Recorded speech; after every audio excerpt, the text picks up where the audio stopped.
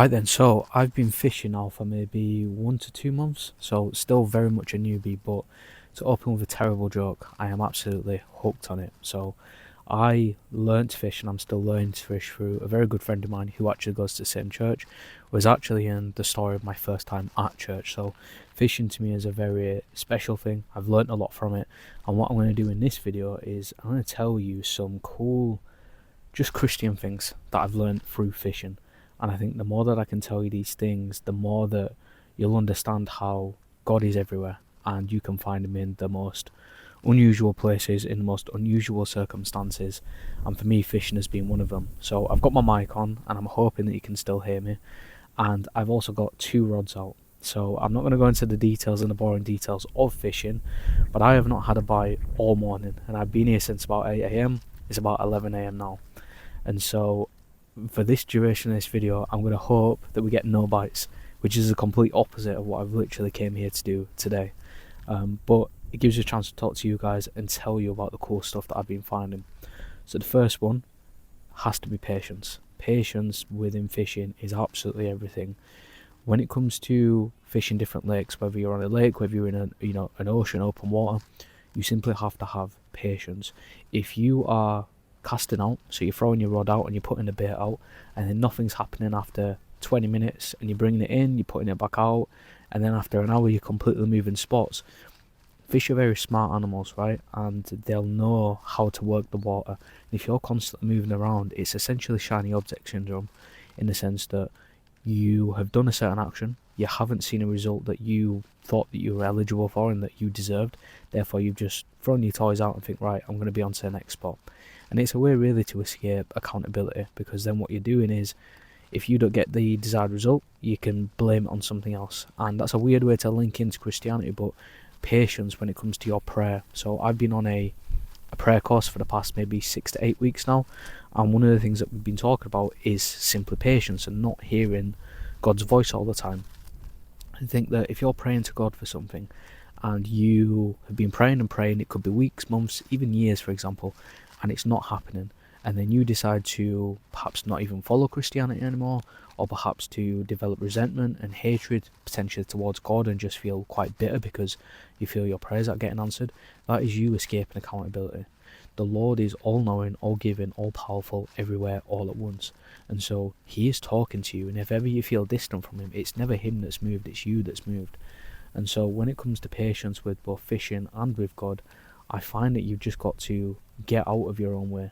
You've got to get out of this idea that, if it needs to happen, it has to happen straight away. And that was something that I struggled with for a long time. I would work and I would work and I would think, right, I've done X action, therefore I deserve Y result. And it was this very linear, binary way of thinking, and it just never really worked for me. So the idea with patience now is that I will do the certain action and then I'll just hand the reins over to God. So let's go over to vengeance, right? And I've recently done a short video on this and I absolutely love it. The idea here is that whenever somebody tries to test my patience, which people do all the time in small circumstances, in everyday circumstances, what I do is I look at that situation and I hand over anger to God. I hand over vengeance to God and, judging people to God. These things aren't mine anymore. And it's made me a lot more calm, I would definitely say that. So yeah, patience is a big one. And again, just to go back to fishing, I'm watching these rods now, hoping that we don't get a bite on. There is absolutely no movement going on. So the second one is going to be labour, and I'm excited for this one because this came to me just as I was thinking of the idea of the video. Now, when it comes to fishing, you can't just put your rod together and that's it, you're out.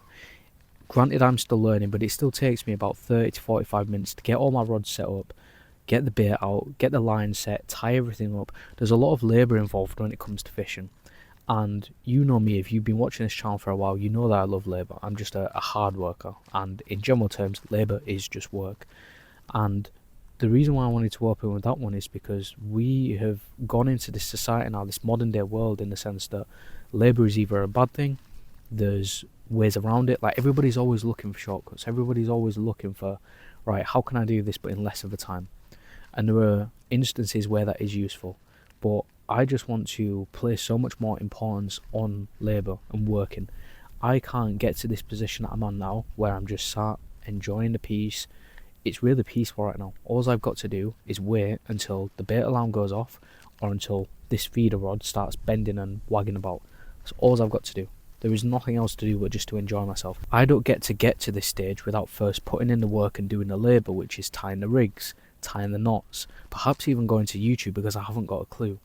Funny thing, when I first came here, I had I'd spooled a reel before, which is basically just putting line on a reel. And then I thought I could do it on my own the next time, and I could not do it all. Couldn't do the knot, and I had to ask for help. And it took me all in all to get my first rod out, maybe an hour to 2 hours. That was a big chunk out of the day, but it taught me to ask for help, taught me to problem solve, and it taught me a lot of stuff just through doing labour. And then as a result, I don't actually think I caught anything that day, but by doing the labour, that is the pathway, right? That is the...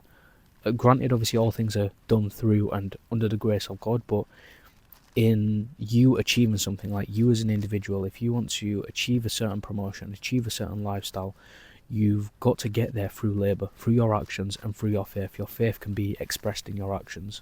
So be strong, be courageous, make the right choice. And this sort of goes back to a recent video I did on the Spidey sense, right? You'll have a clear understanding of what you need to do and what you shouldn't be doing.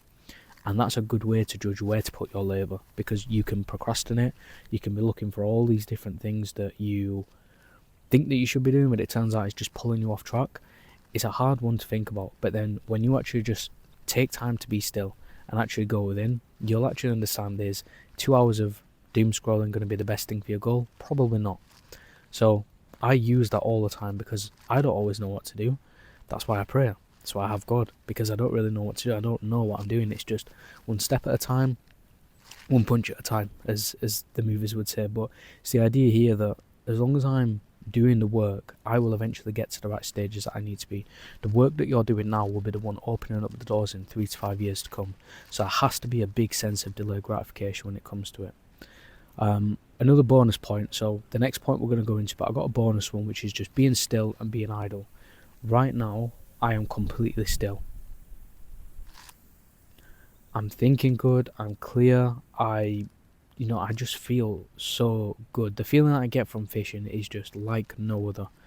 I've tried snooker. Snooker is something I like, but fishing is just really different. Like, I've got my rods out, the sun is beaming down. I mean, just look at that sky in the background. It's like the perfect gradient of blue. There is just this immense sense of gratitude that I get from fishing, because there is nothing to do but be still.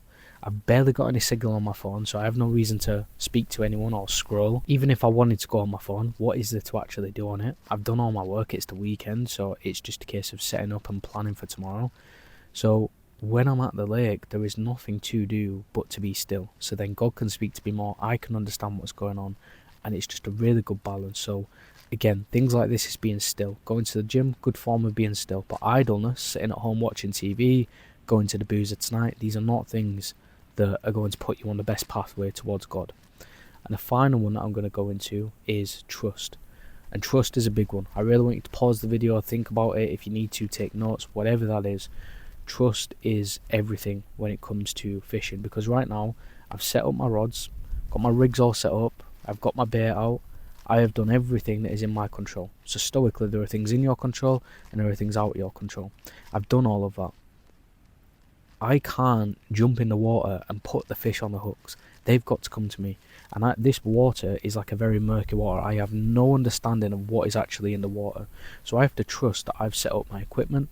I have to trust that my labour's been done right. I have to trust in my own skill set, even though I'm still learning. So I've got to work on my own character.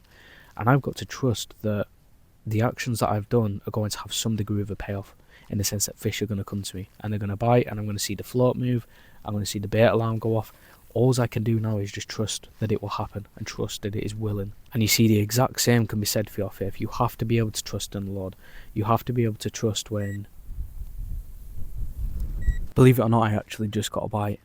Of all the times for it to happen, it had to be when I'm filming and talking to you guys. But we got a bite, nothing was on, unfortunately, but it happens.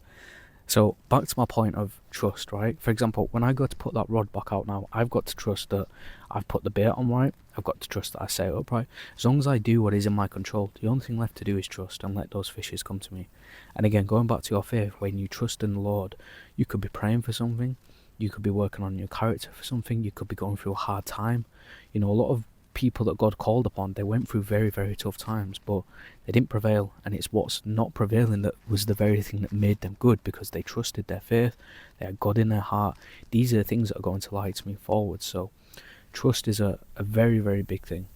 So I think we're going to wrap up the video there. I wanted to keep this one short, go through just the points that have really sat with me, and who knows, I think we'll be doing more of these videos in time to come.